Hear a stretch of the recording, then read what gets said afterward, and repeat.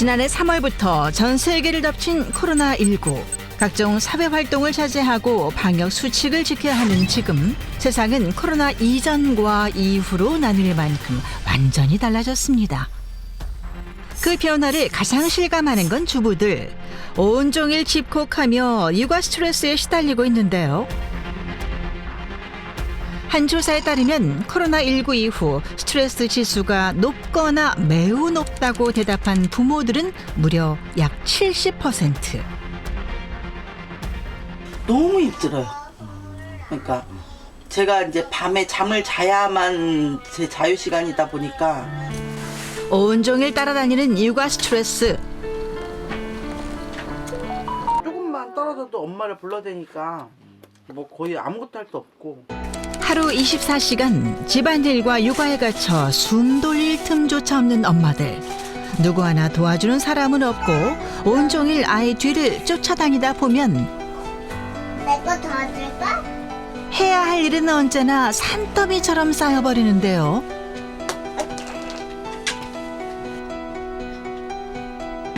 앉아봐요. 앉아봐요. 엄마 앉아봐요. 엄마 앉아봐요. 엄마 앉아봐요. 아프다 아파. 코로나 이후 극에 달하고 있는 엄마들의 육아 스트레스. 매일 반복되는 전쟁 같은 일상을 밀착 취재한 리얼 스토리. 그 생생한 이야기가 지금 시작됩니다. 코로나19가 덮친 지난 1년, 아이들 학교 공부며 또 야외 활동이 거의 멈추다시피 하면서 모든 것이 참 많이 달라졌습니다. 집에서 활동하는 시간이 크게 늘어난 만큼 엄마들의 역할이 그만큼 중요해지고 과중해졌는데요. 이 때문에 엄마들의 스트레스 역시 그 어느 때보다도 더 높아진 상태입니다. 자, 어떤 어려움이 있고 어떻게 대처하고 있는지 주부들의 이야기를 들어봤는데요. 그 안에는 우리가 미처 생각하지 못한 많은 사연들이 있었습니다. 코로나 이후 스트레스가 끊이지 않는다는 가족. 사연의 주인공은 4살 서윤이 엄마 김점임 씨입니다. 발로 장난치지 말고 빨리 먹어. 밥 먹는데도 한참 신랑이 해야 하는 미운 4살 서윤이. 엄마 나이 38에 낳은 늦둥이 딸이라고 하는데요. 다른 애들보다는 그렇게 막 부잡하다고 하지는 않는 것 같은데 그래도 저 나름대로는 제가 나이가 있을 때 얘를 낳아서 그런지 몰라도 힘들어요. 지금 나이가 실례지만 어떻게 되시죠? 지금 40이세요. 42요? 첫째 딸을 낳고 무려 16년 만에 낳은 둘째 딸 서윤이. 애교를 부릴 때만큼은 너무도 예쁜 막내딸입니다. 봄바람이 휘니고 싶은 방금 물처럼 담배도 짹짹짹 노래하며 춤춘다. 엄마도 코로나19가 다시 확산되며 거리두기가 강화된 요즘 서윤이는 늘상 엄마와 함께합니다. 왜 또 뺏어? 엄마가 이거 할까? 엄마 이거 해? 응. 현이가 그거 할 거야? 손잡자. 손도 잡아야 돼? 응. 아이와 잠시 놀아주지만 엄마 저기서 일 좀 하면 안 될까? 해. 해? 그럼 따라오지 마. 응, 따라오지 마. 할 일이 많은 엄마는 마음이 바쁘기만 한데 엄마를 조금도 놓아주지 않는 서윤이. 현아, 응. 거기 있어. 그럼 엄마 여기에서 청소할게. 왜 또 따라와? 아쭈, 자기가 이제 앞에 가는데. 늦둥이 딸 돌보랴 틈틈이 집안일 하랴 엄마 점임 씨는 코로나 이후 몸이 더 바빠졌습니다. 많이 나아지긴 했지만 서윤이는 아직 엄마 손이 많이 필요한 나이인데요. 늦둥이가 태어나면서 힘들어진 건 한두 가지가 아니랍니다. 제가 정리하는데 좀 기술이 좀 떨어지는 것 같기도 하고. 좀 버릴 건 버려야 되는데 어떤 걸 버리면 또 없어서 또 사게 될까봐. 가뜩이나 많은 살림에 막내를 위한 육아 물품까지 집안 곳곳 넘쳐나는 물건을 정리하는 일도 보통 일이 아니랍니다. 아, 애들 거 과자면 무궁화. 이런 것도 뭐지? 너무 이렇게 정리가 안 되다 보니까 못 먹고 기간 지나서 버리는 것도 있고 막 그래서. 특히 막내를 낳고 나서는 음식도 대충 인스턴트로 때우는 일이 많아졌다는데요. 네. 저런, 오늘도 배달 음식이네요. 점심 메뉴는 서윤이가 많이 좋아한다는 햄버거와 치킨입니다. 한 끼 먹을 분량인데도 푸짐하게 시킨 엄마 점임 씨. 이거 다 뭐예요?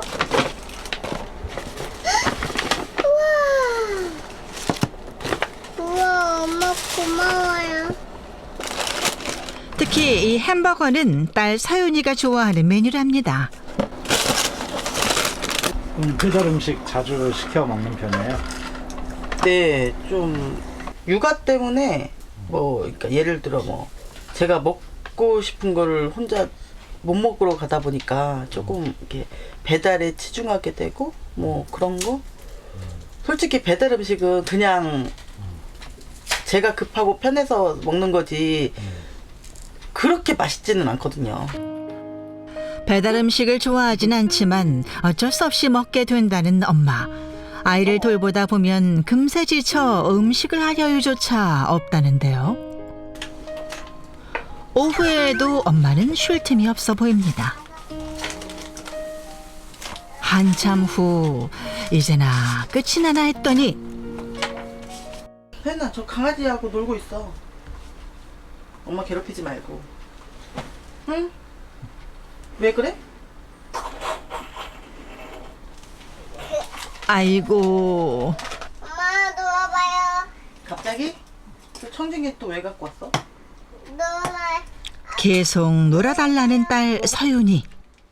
엄마도 그러고픈 마음은 굴뚝 같다는데 오늘따라 유독 지쳐 보입니다. 손님, 이제 다 했어요. 손님, 이제 다 했어요. 이렇게 엄마를 괴롭히니 엄마가 잘 수 있겠어? 아침부터 이어진 집안일이 너무나 힘들었던 탓일까요? 엄마 점임씨는 도통 기운이 없어 보이는데요. 엄마 일어나요. 엄마 일어나요. 손님 같이 놀아요.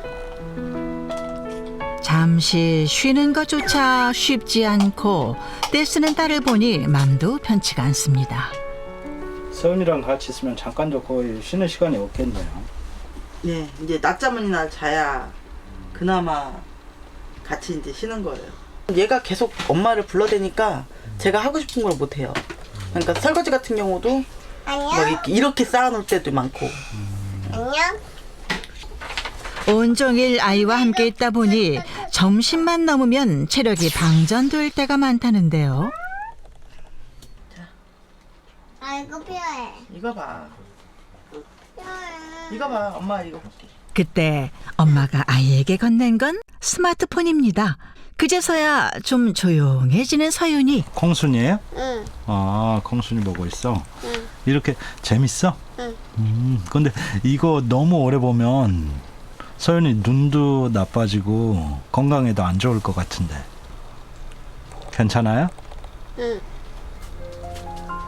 코로나로 바깥 활동을 할 수 없는 요즘 서윤이의 스마트폰 사용량은 부쩍 늘었습니다. 꿈쩍 않고 유튜브 영상을 보는가 싶더니 받아줘. 꽃기라든지. 능숙하게 여러 채널을 돌려보기까지. 이런 일이 벌써 하루 이틀은 아니랍니다. 서윤이가 스마트폰을 언제 몇 시간이나 하는 것 같아요, 하루에? 어린이집 갈 때는 하원하면서부터 쭉이니까 거의 한 5시간. 5시간. 그리고 지금같이 집콕할 때는 거의 한 밥 먹고 화장실 가고 잠깐 이렇게 놀자고 하는 시간 빼고는 다 보니까 거의 한 10시간 되는 것 같아요. 4살 서윤이의 스마트폰 사용량은 무려 10시간. 최근 어린이집을 가지 않으면서 종일 스마트폰을 붙들고 산다는데 이거 괜찮을까요? 저 끈다 그만. 왜? 그만 봐. 끈다? 왜? 에 하지 말고 뭐 어떻게 말을 해야지. 왜? 끈다? 끈다? 아무리 말려봐도 소용없는 서윤이. 엄마의 또 다른 대책이 나왔습니다. 서윤아, 놀이터 가자. 놀이터 가자. 다행히 서윤이도 외출을 좋아하는 것 같죠?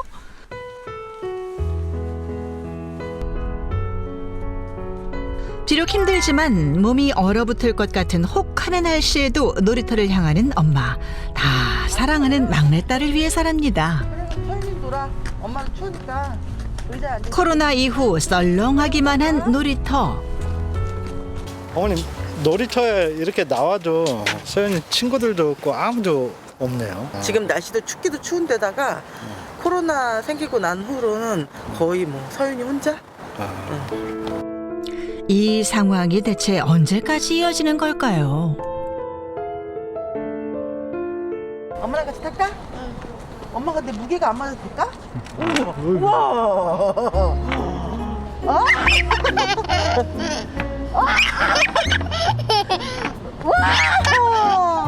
오늘도 서윤이의 유일한 친구는 엄마 점임씨입니다. 집 밖에서도 엄마는 서윤이와 놀아주느라 애를 많이 써야 하는데요. 끝도 없이 할 일이 이어지는 엄마 점임씨의 긴 하루. 하지만 아직 끝이 아닙니다. 웬일인지 약까지 먹는 점임씨. 어디 몸에 탈이라도 난 것일까요? 지금 드시는 게 어떤 거 드시는 거예요? 혈압약이요. 혈압이 높으신 편이에요? 네, 제 막내 가졌을 때부터 지금 한 4년 정도 먹고 있어요. 그래요? 네. 막내 임신했을 때부터? 네, 네. 조절이 안 돼가지고.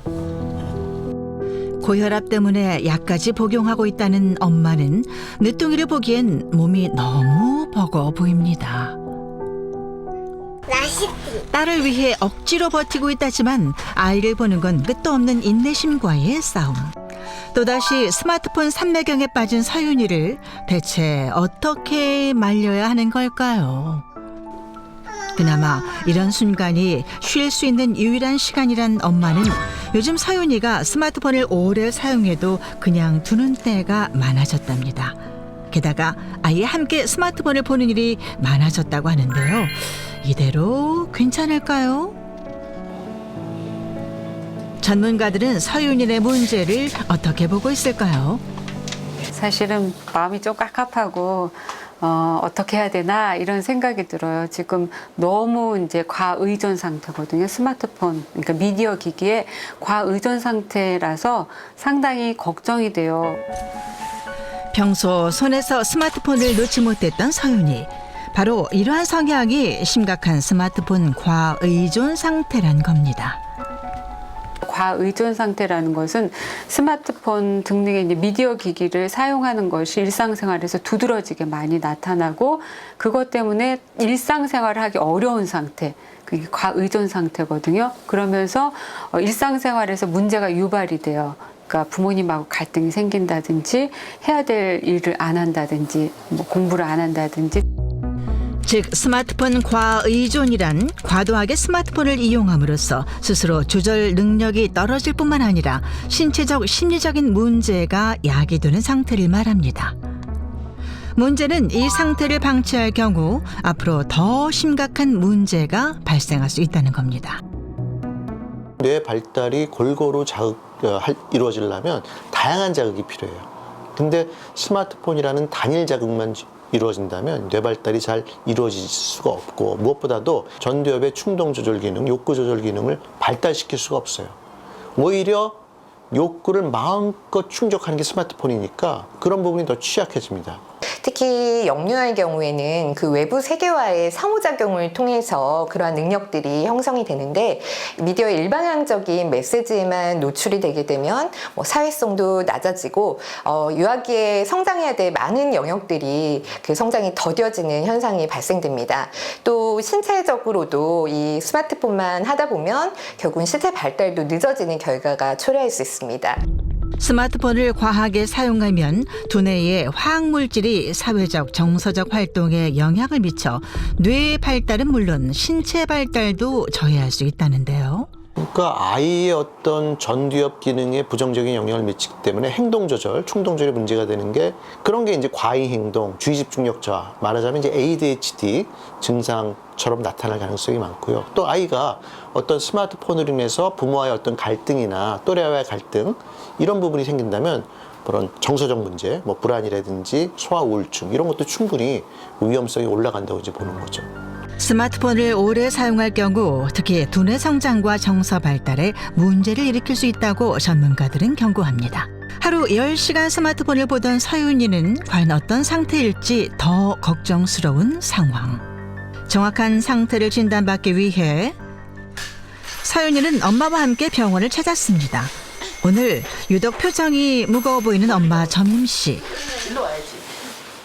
스마트폰을 안 보여줬을 때 이게 좀 이렇게 그거 폰으로 저를 자꾸 때리고 하는 거는 어떻게 하면 좋을지 그런 거 보고 지금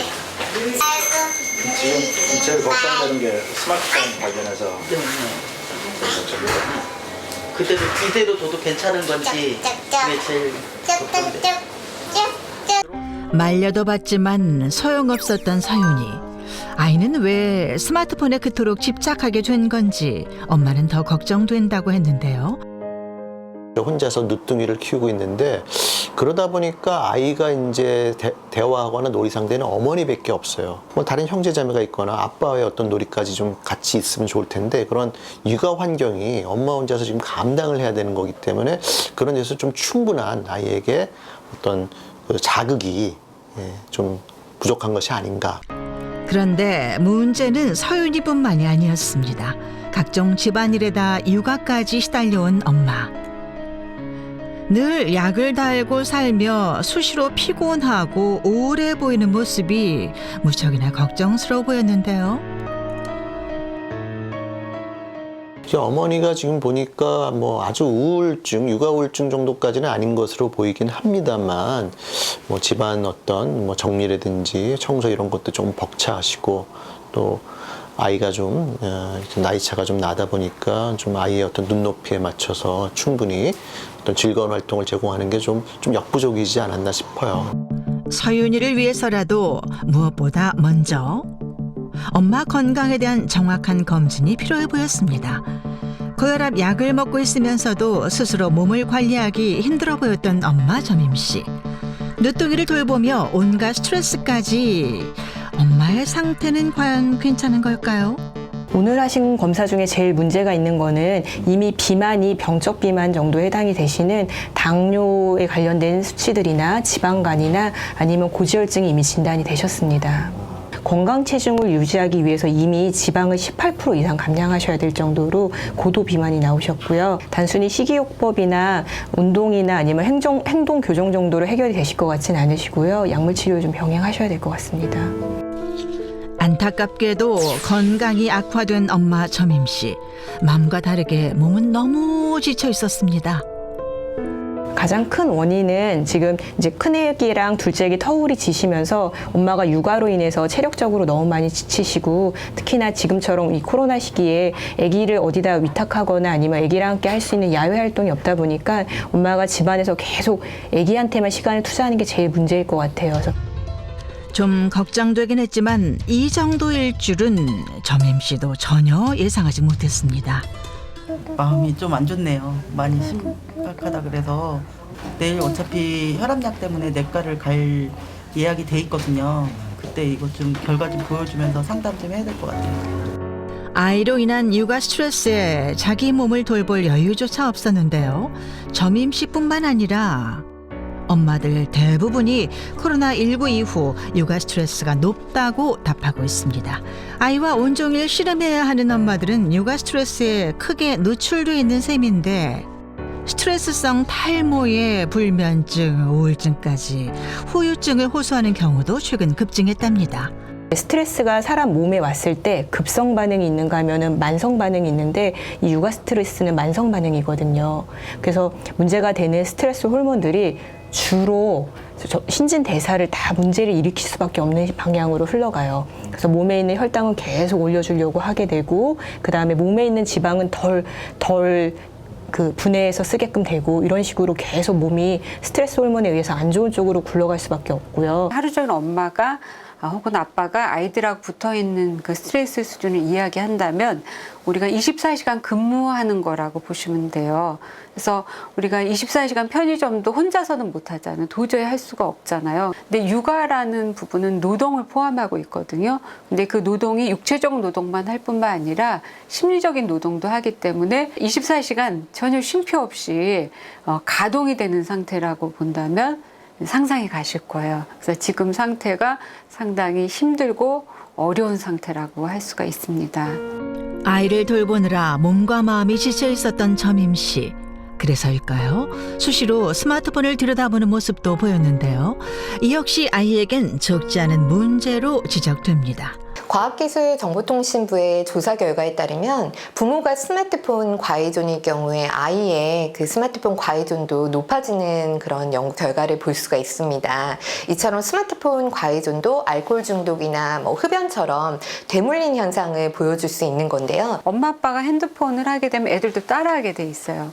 근데 엄마 아빠가 하고 있는데 애한테 하지 말라 소리는 못 하거든요. 그러니까 애도 그대로 하게 되고, 엄마 아빠가 안 한다 하더라도 아이들이 하고 있는 상태에서 통제를 하게 되면은 엄마도 했잖아, 아빠도 했잖아, 이렇게 돼서 말에 힘을 못 얻게 돼요. 스스로 자제해야 할 뿐만 아니라 아이에게 쉽게 스마트폰을 쥐어주던 습관도 고쳐야 한다는데요. 일관적이지 않게, 규칙적이지 않게 미디어를 이용하게 하면 이거는 이제 잘못된 습관을 유아 시기에 형성을 하게 되는 겁니다.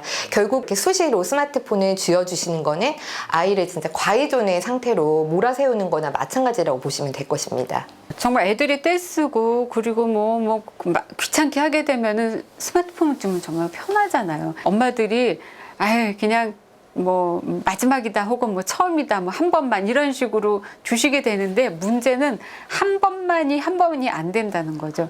그러니까 그 엄발 오줌으로 녹인다고 그 당시 문제는 해결은 하는데 더 큰 문제가 기다리고 있거든요. 그래서 지금 문제보다 100배 큰 문제가 유발될 수 있다는 것을 염두에 두셔서 스마트폰을 쉽게 주지 마셔야 돼요. 아이들이 스마트폰을 과하게 사용하지 않도록 하려면 먼저 사용 습관을 점검하고 이를 줄일 수 있는 방법을 아이와 함께 찾아 실천하는 것이 중요합니다. 점진적으로 줄여나가야 되거든요. 근데 그러려면 아이에게 보상을 제공해야 됩니다. 너가 오늘은 전보다 어제보다 스마트폰을 덜 사용했네. 그러려면 아이에게 맛있는 간식을 제공하고 또 놀이 활동을 제공하고, 이렇게 적절한 보상을 좀 제공하면서 줄여나갈 수가 있고. 이제부턴 누가 뭐래도 자신을 위해 그리고 가족을 위해 더 단단히 살기로 마음먹은 엄마 점임 씨. 앞으로 이보다 더 어렵고 힘든 일도 많겠지만 사랑하는 가족이 있는 이상 희망은 결코 놓지 않을 것입니다.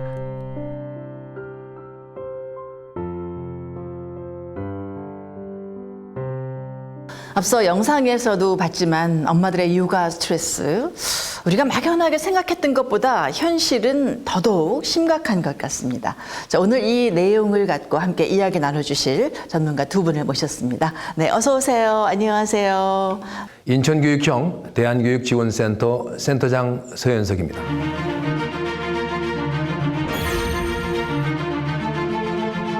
안녕하세요. 윤교육생태연구소 윤옥기 소장입니다. 오늘 여러분들, 우리 부모님들의 힘든 마음을 따뜻하게 보듬어 드리는 시간 만들도록 하겠습니다.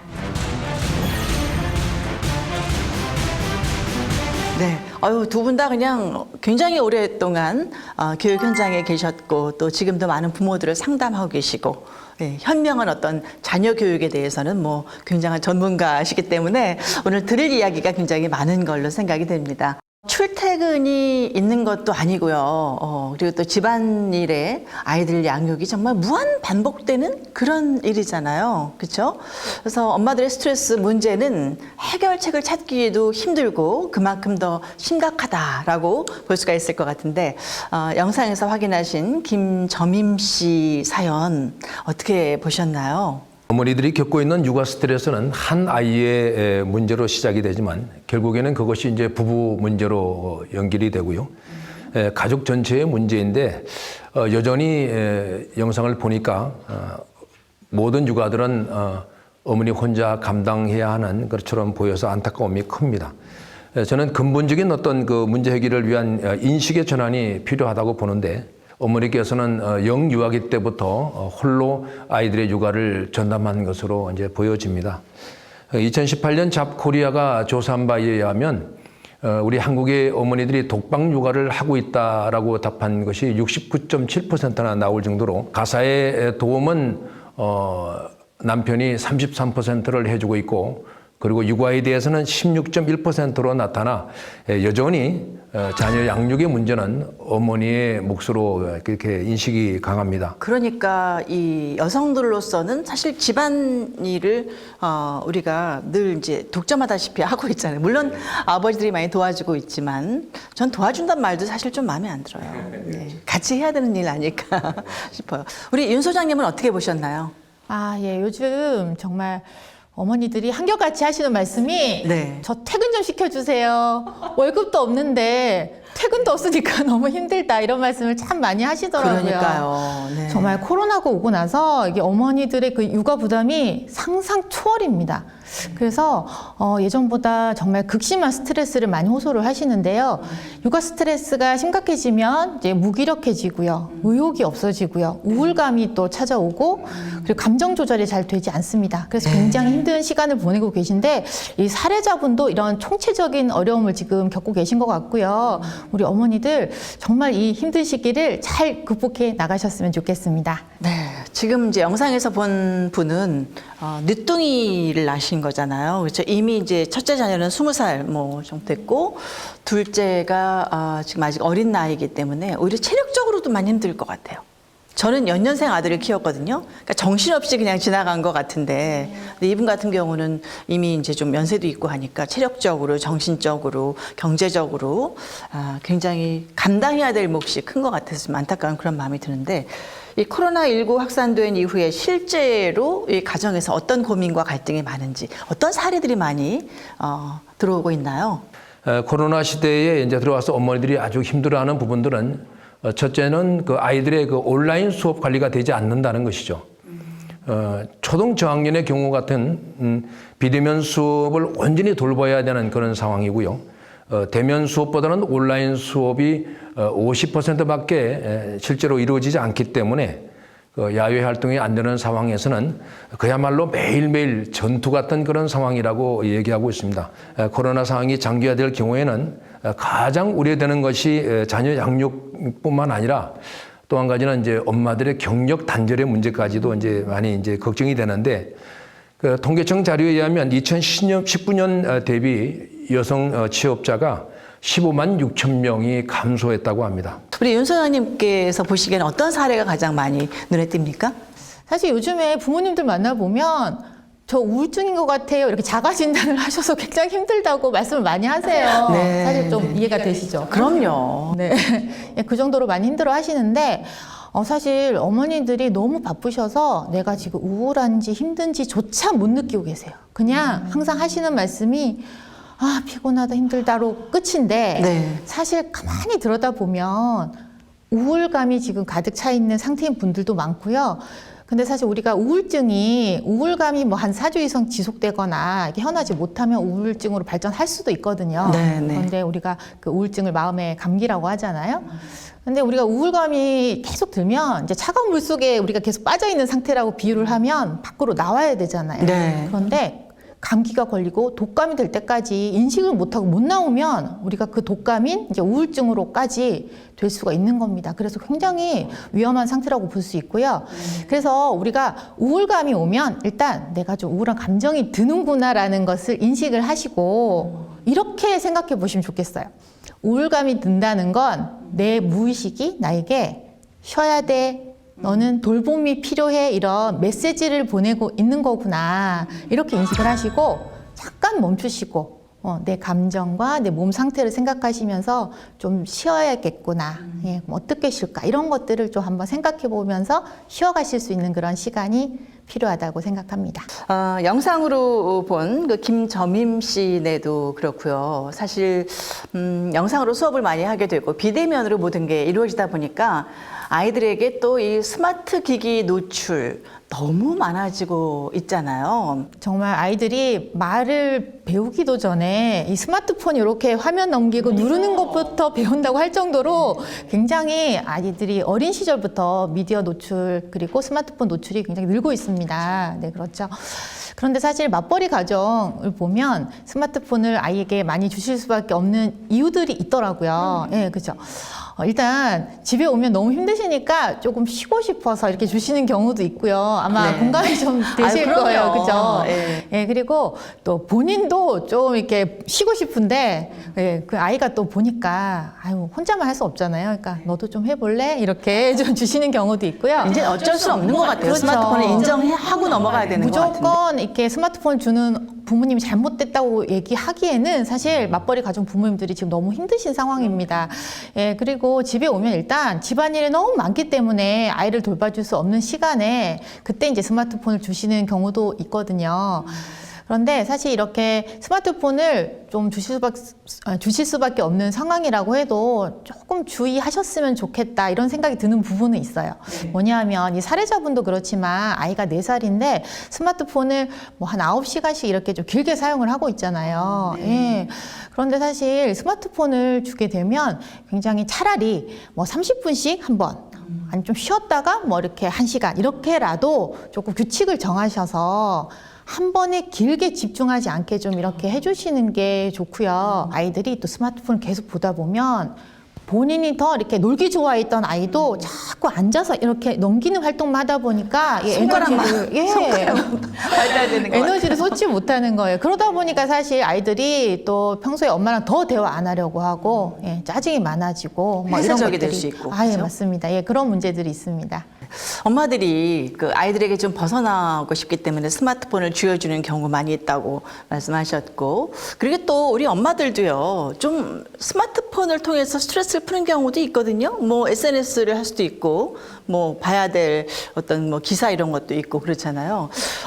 근데 과연 이 엄마들의 육아 스트레스 관리, 뭐 스마트폰 문제도 그렇고, 예, 어떻게 좀 현명한 방법이 없을까요? 예, 스마트폰 문제는 뭐 지금 자녀들을 둔 모든 가정에 좀 문제인데, 지금 그 아이들에게 스마트폰을 아이들에게 이제 사용하게 만들어주는 부분, 특히 이제 영유아기의 스마트폰 사용은 이거는 뭐 절대적으로 사용하게 해서는 안 된다는 생각을 갖고 있습니다. 왜 그러냐면 이 아이들이 지금 그 겪고 있는 스트레스가 있다 하더라도 당장 그 문제를 해결을 해야지 계속 허용을 하게 됐을 때 나중에 오는 청소년기에 가서 부모님들이 감당을 하지 못하는 사례들은 저는 너무 많이 겪었기 때문에 휴대폰 사용 부분에 대해서는 우리 전문가들도 마찬가지지만 명확하게 그 현실을 좀 인식을 하고 사용 기간을 명확하게 좀 이렇게 단정 지어서 교육을 할 필요가 있고요.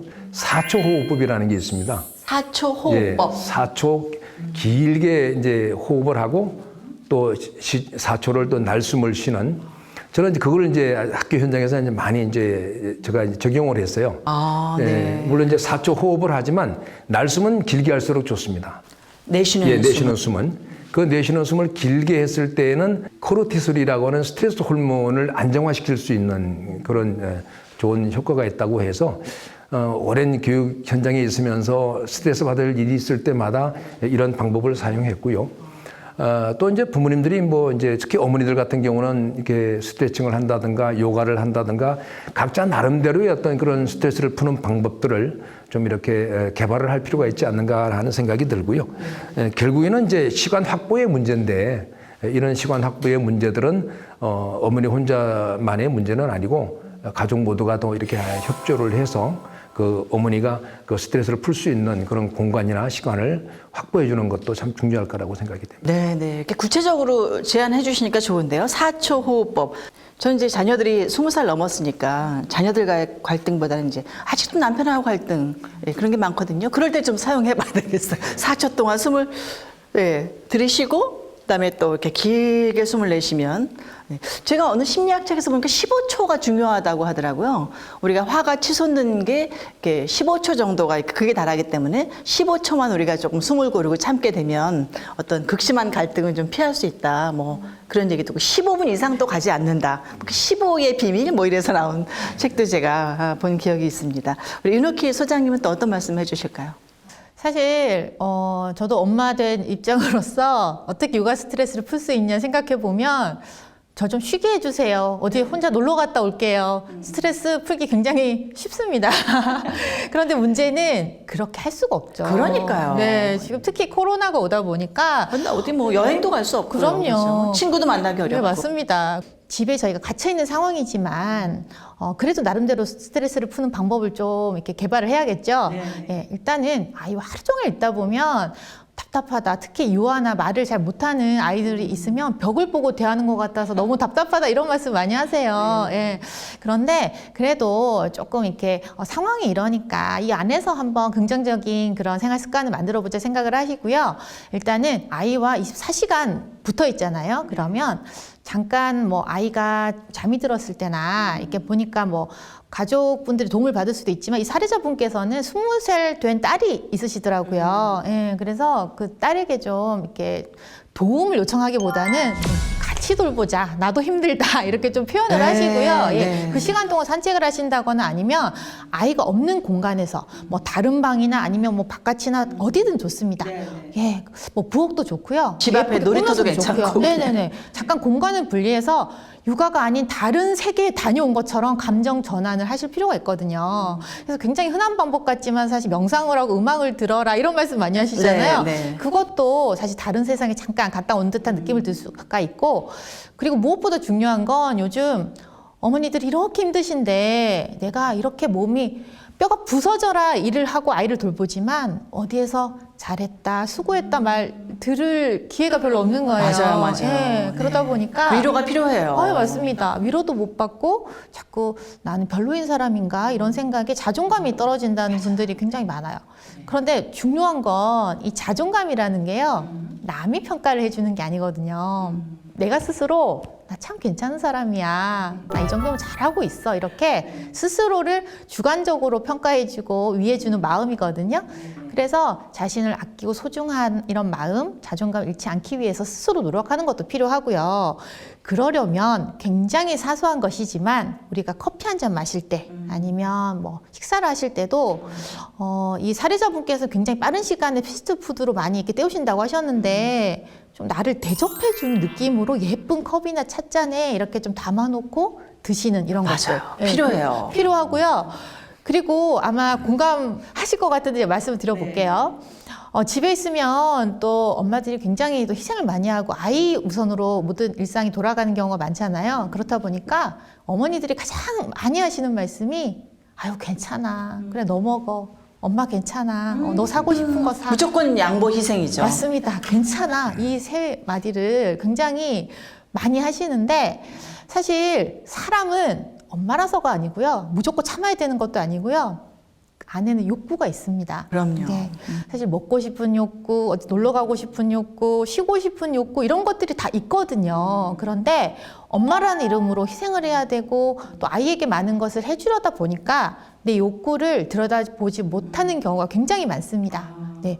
그래서 사실 큰 돈 안 들이더라도 나를 위한 옷 한 벌 사 보시고요. 그리고 또 먹을 것도 비싸지 않아도 나를 위해서 한번 시켜보시고요. 그런데 어머니들이 이렇게 말씀을 드리면 저 뭐 좋아하는지 모르겠어요. 이렇게 말씀을 하세요. 너무 오랜 세월 동안 그게 굳어져 있어서 그래요. 맞습니다. 그러니까 아이들을 위해서만 시간을 쓰고 고민했지 나를 위해서 고민을 못 해보신 거예요. 그래서 지금은 사실 시간을 들여도 시간 있어도 생각을 못 하신다는 분들이 굉장히 많거든요.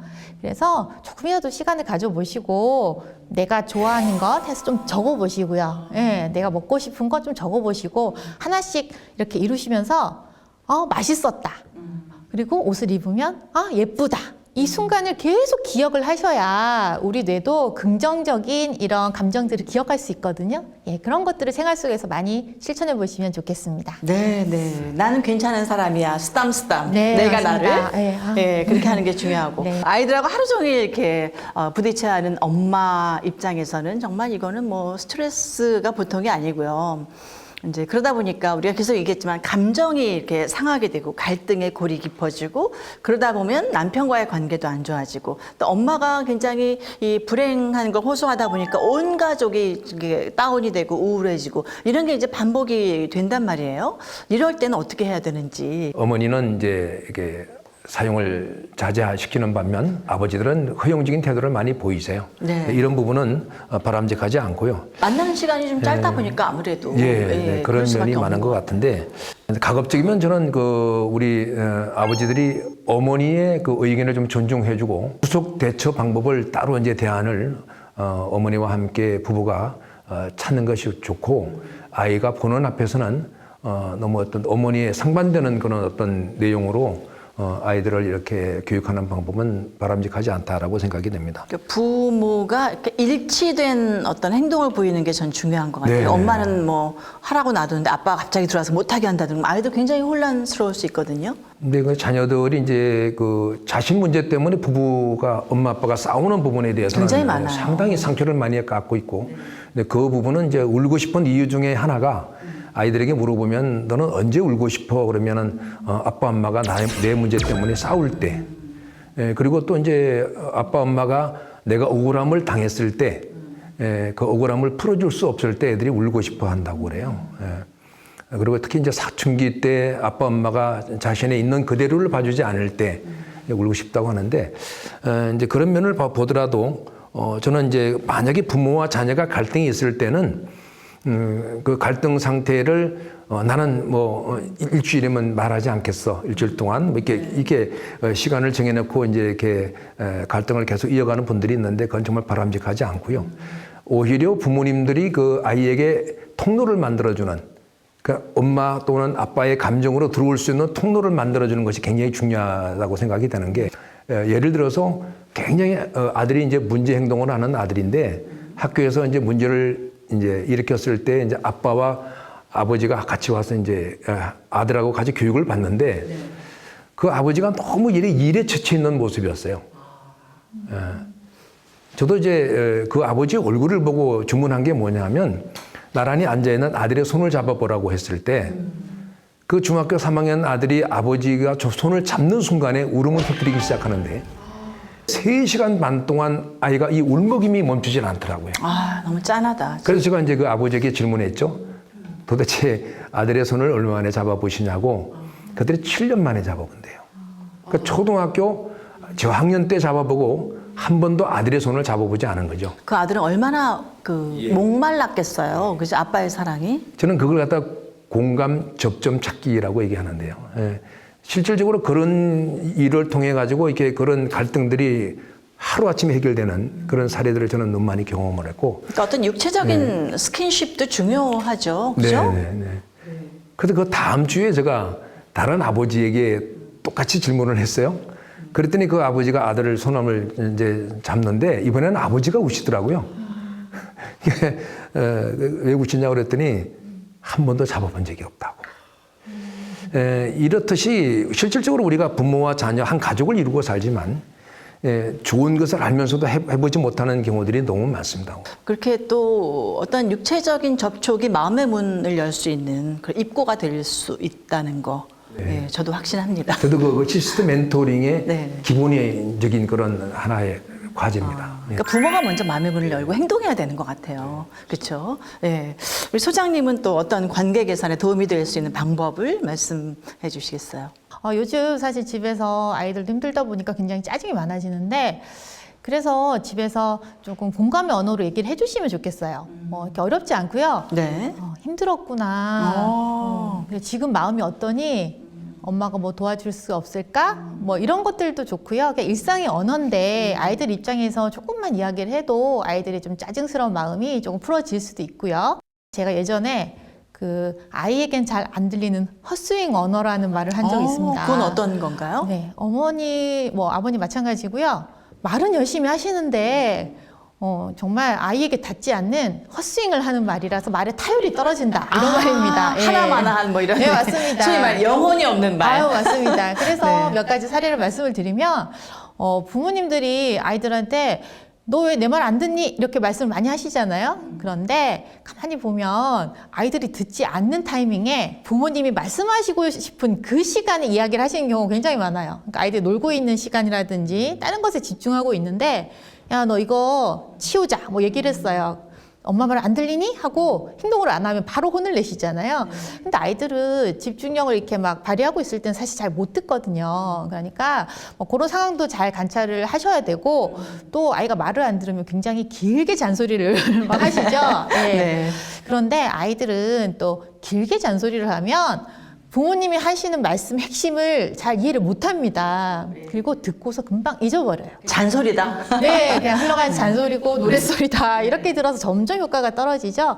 그래서 그런 것도 좀 핵심만 간결하게 이야기해 주시는 게 좋고 또 부모님이 말씀을 하실 때는 굉장히 아이가 알아듣기 쉽게 명확하게 사실 부모님들이 가만히 보면 애매모호하게 말씀 많이 하세요. 엄마 화났어. 그러니까 네가 좀 이렇게 그만해줬으면 좋겠어. 이렇게 말씀을 했다고 치면 가끔 감정에 이렇게 치우쳐서 너 엄마 말이 웃음니? 이렇게 얘기를 했어요. 사실 이렇게 웃지 못할 좀 그런 뭐 마음 아픈 이야기지만 그렇게 이야기를 했을 때 아이는 엄마가 무슨 상황에서 어떤 감정으로 이런 말씀을 하실까? 그럼 나는 어떻게 해야 될까? 알아듣기가 힘들겠죠. 더 중요한 건 부모님이 화를 내는 모습을 너무 많이 보면 아이들도 같은 방식으로 표현을 하는 걸 배웁니다. 그러다 보니까 부모님이 화를 내면 아이도 화를 내고 말씀드린 것처럼 스파크가 튀고 집에 불이 날 뻔한 이런 상황까지 감정이 격해질 수 있거든요.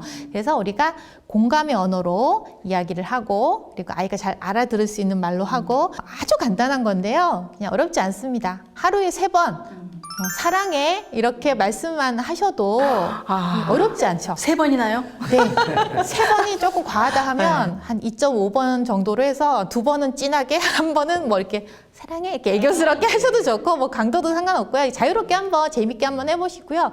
근데 사실 아이들이 화가 나도 부모님이 사랑한다고 하면 싫어하는 아이들 없잖아요. 아, 왜 이래 이러면서도 좋아가지고 입실룩실룩 하거든요. 예, 그렇게라도 말 습관부터 한 번씩 좀 변화시켜 보면 좋겠다는 생각이 듭니다. 정말 예쁜 말 하는 거 늘 저도 이렇게 다짐하지만 그게 참 힘들더라고요. 네, 네 마음이 지금 어떠니? 엄마가 뭐 도와줄 거 없니? 예, 이런 말들도 좀 이렇게 아로새겨서 우리가 좀 많이 아이들에게 보듬어주는 말로 해야 되겠다 이런 생각이 듭니다. 정말 작년 한 해 우리를 힘들게 했던 코로나19가 새해에도 여전히 끝나지 않고 있습니다. 자, 모두가 힘든 시기, 위기를 극복할 수 있도록 더 효율적이고 현명한 방법을 가족들이 다 함께 찾아보고 나 혼자가 아니라 다 같이 찾아보고 실천해보는 노력이 그 어느 때보다도 중요할 것 같습니다. 자, 오늘 여기서 마치도록 하겠습니다. 함께 해주신 여러분 고맙습니다. 네, 말씀 감사합니다. 네, 고맙습니다.